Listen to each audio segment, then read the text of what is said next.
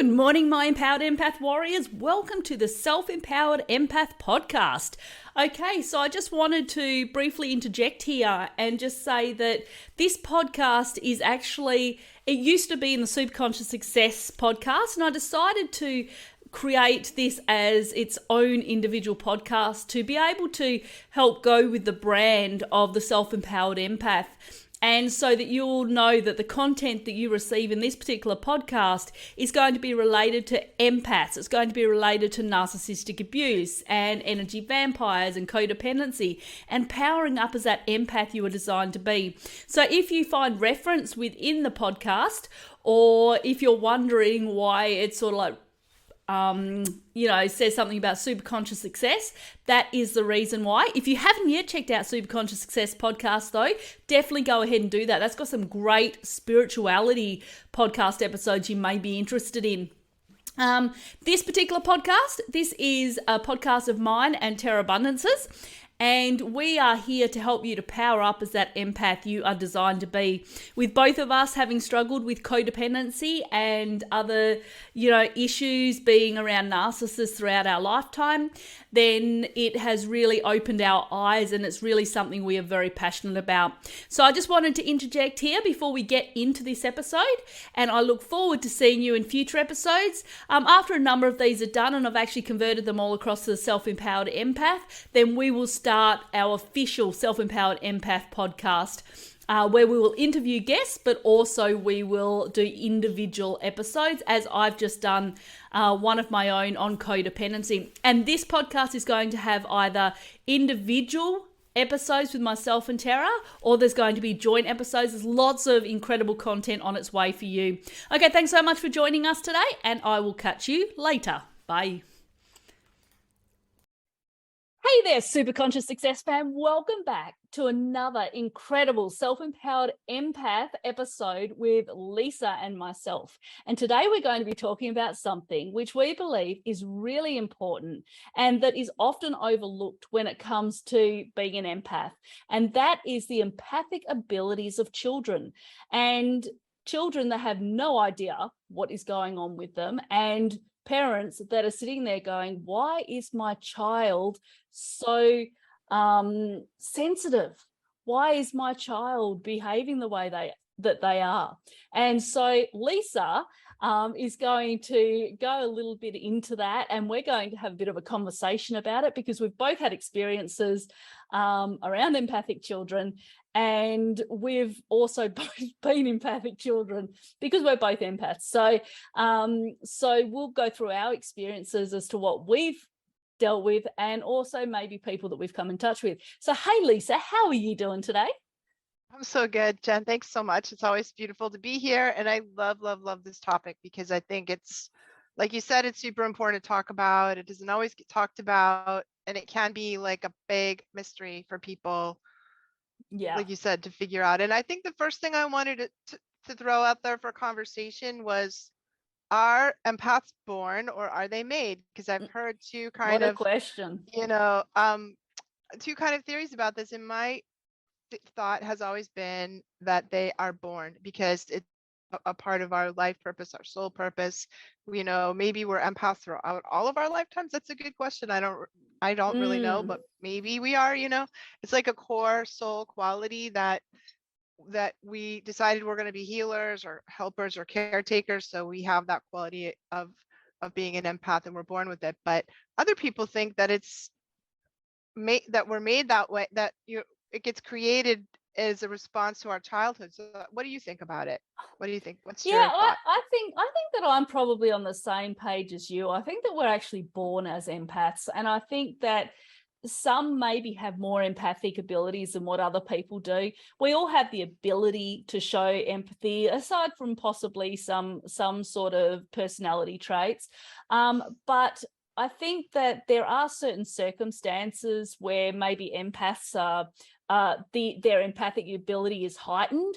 But I'm a lot like you. I believe that we are actually born as empaths, and we'll know this as we go through childhood, where empathic children, they often come across as as highly sensitive, and you'll find they'll be the sort of children that will shy away at parties, or they'll, like I was just talking to you earlier, and I was just saying how my daughter was actually, I think, has empathic traits, and she I would often get calls in the middle of the night when she went over for a sleepover, saying, can you come and pick her up because she doesn't want to stay anymore.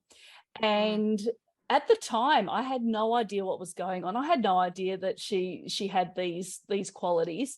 And at the time, I don't think I even realized that I did.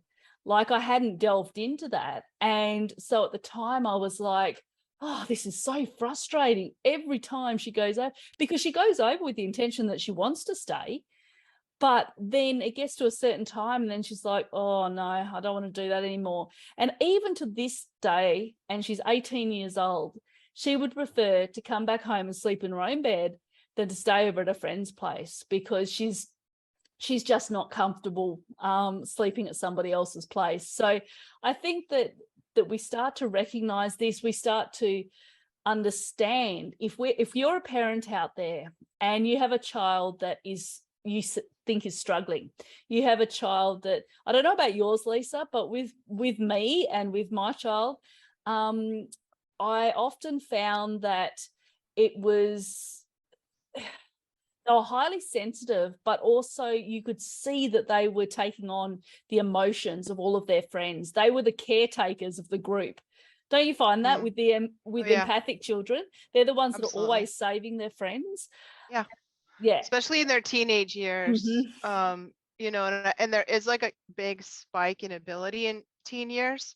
So if you're psychic, and empathic children are also usually very psychic too, that as they go into puberty, that really opens up, heightens. And my kids were always bringing me their friends, like this person's in trouble, I was sort of the unofficial like help for all of the teenagers that my kids would encounter. But that, and teaching them, like, I think age appropriate skills to how to handle out, boundaries, and how to replenish themselves, how to protect themselves, like all the things that we need and we learn as adults, as empathic adults, we can translate down into sort of age appropriate, and also things that sort of fit into the faith traditions or spiritual beliefs that our families have, so that we don't just sort of have to fling them out into the world without any preparation or without any knowledge or skills, and sort of let them suffer. But I think there's a couple things that are really like giving them a lot of alone time, giving them transition time when they come home from school, because usually school maxes them out, like, and it takes everything they can just to hold themselves together during school. They come home and they're like, oh, they can't do it, they can't pull themselves together anymore. They just need to like cry or nap or sleep, or, and this is what I found. This is what I found too with my daughter, is that she'd come home exhausted at the end of the day. And I never quite understood at the time why she really didn't like school. It was not a place that was comfortable for her.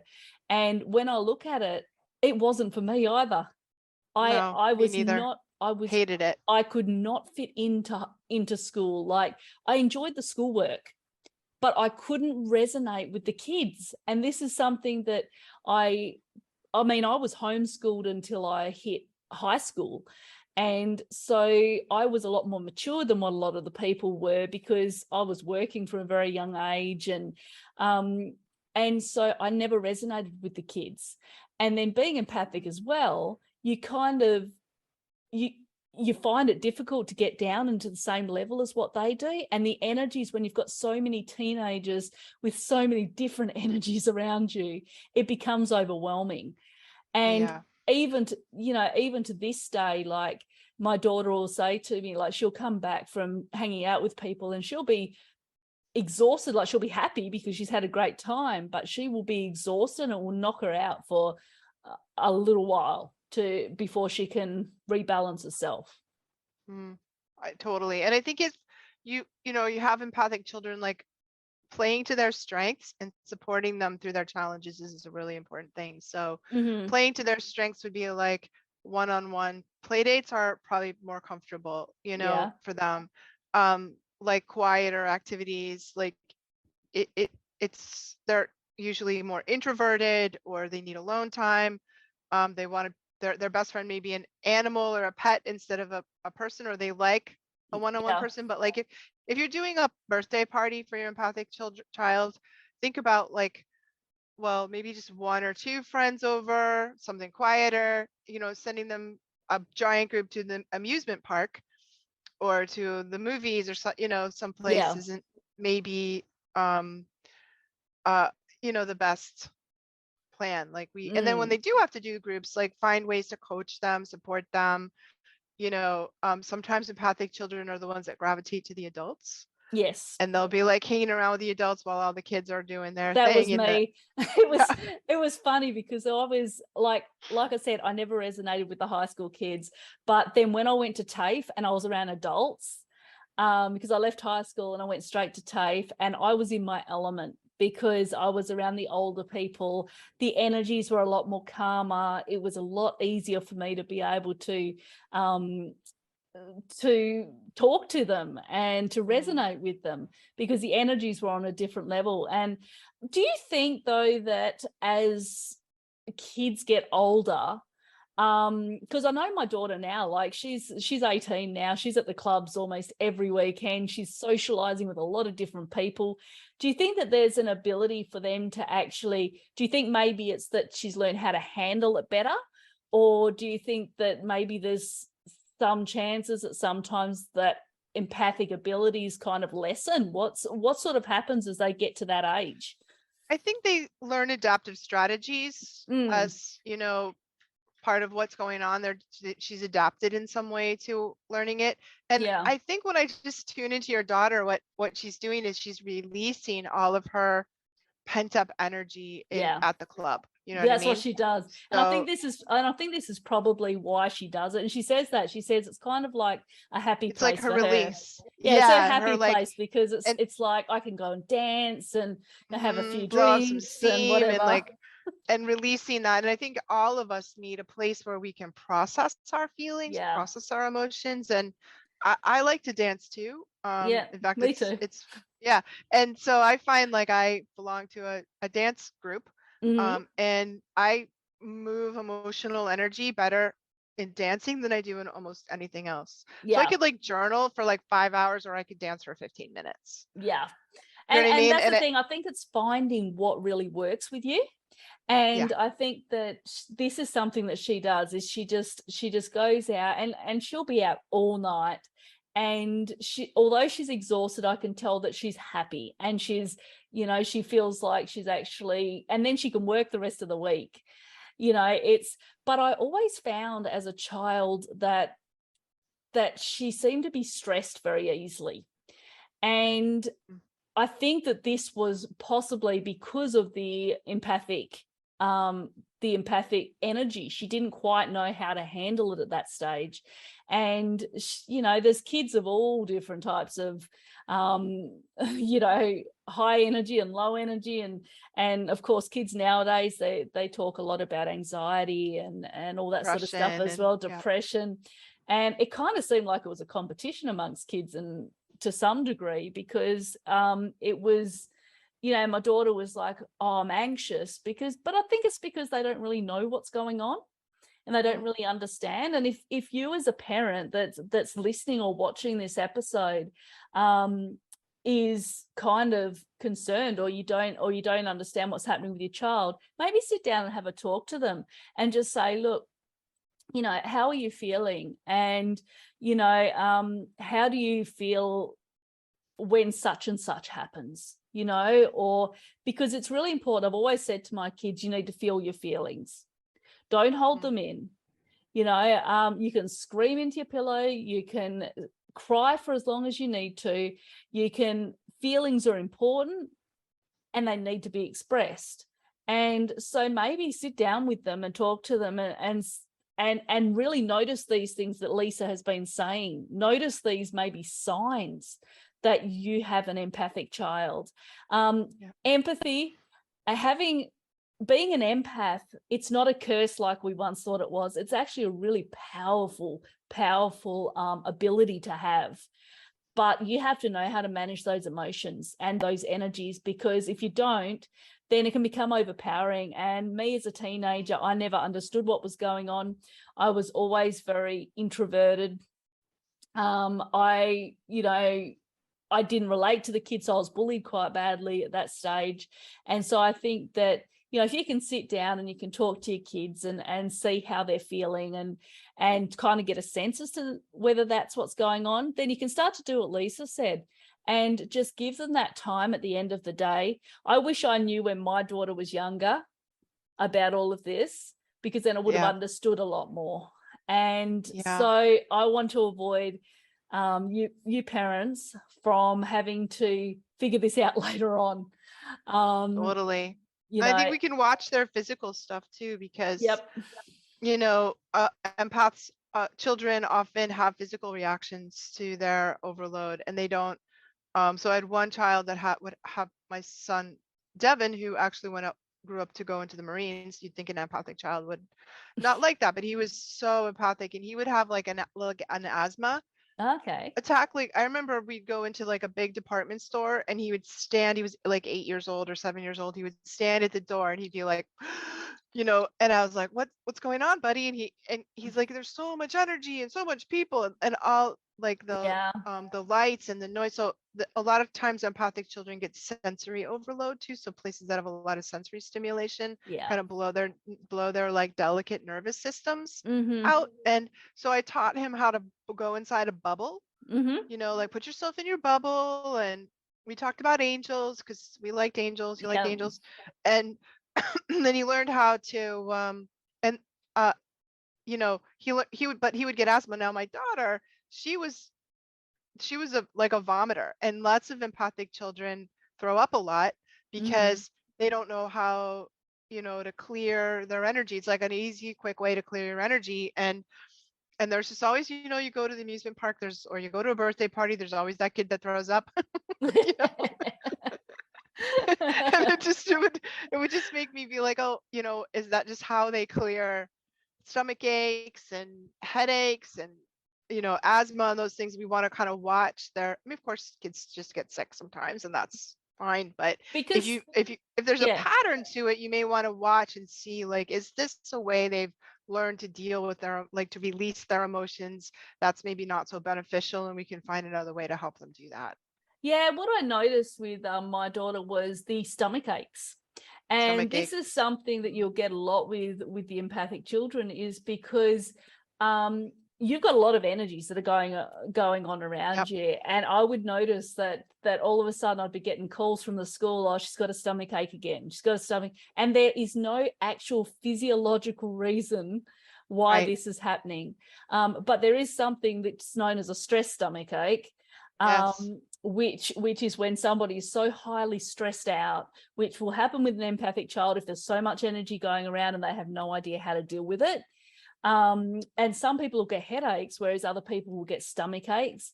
And my daughter would get a lot of stomach aches, and I'd go, what's going on here? Like, there's no reason to pinpoint it. And rashes are the other thing I noticed too.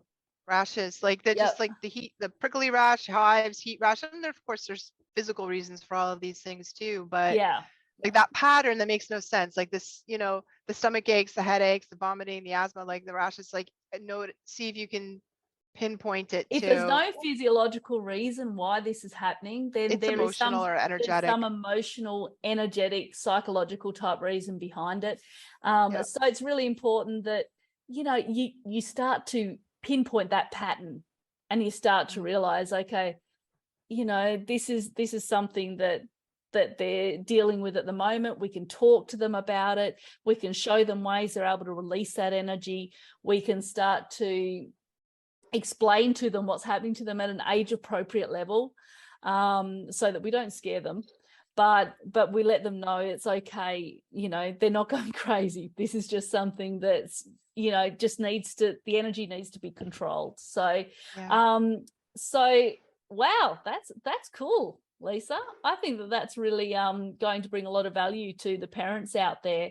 And Lisa and I are actually, we're in the process at the moment of creating incredible intensives and incredible programs for you guys, where you will actually be able to, if you're an empath yourself, become that self-empowered empath, become that empath that is going to be able to stand in your own power. Because what you'll hear a lot from us over the next few months, where we're going to be talking a lot about empaths and empathy in this program. And we're going to be doing an episode next on boundaries, because we often joke around, and it's not really a joke, but it's true, that we really suck when it comes to boundary setting as an empath, really badly. And so I think that that is a topic that we're going to cover in the next one. So definitely keep an ear out for that. And we will let you know on the podcast when our intensive is ready to go, ready for you to come and, watch it. It's 3 days of incredible recorded videos. So you don't even have to stay there live. Because I know if you've got kids at home or you work, it's really tough to put aside 3 days of live calls. So we've recorded them for you. And then we're going to catch up with you for an hour where you can ask us all your questions and we'll answer them to the best of our abilities. And then we're going to have lots of other resources for you. So there is so much coming up. I am so happy to have talked to you about this today, Lisa, because I think it's really important for the parents out there. So important. Yeah, so important. I'm really looking forward to our intensive. I think we're going to help a ton of people. Oh, I know we will. I think it's just going to be, there's just so much amazing stuff coming up. I'm excited. I'm excited about our Self-Empowered Empath brand, and I'm excited about everything to come. Thank you so much today, Lisa. And we will bring you guys an episode on boundaries in the coming weeks. Okay? Thanks so much for joining us today. We'll catch you next time. Bye.